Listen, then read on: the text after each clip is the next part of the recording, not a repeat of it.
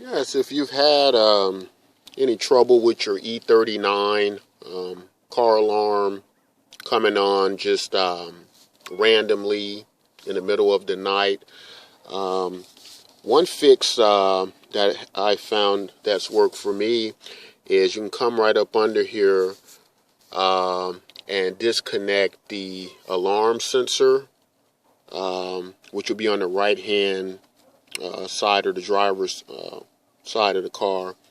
And all you need to do is hold this down, pull it out, and that should stop your problem, as it's the sensor that triggers the alarm through motion. If anything is moving around the car, it'll trigger the alarm off. So again, it's on the right hand side, and you just disconnect that sensor off. And I hope that helps you. All right.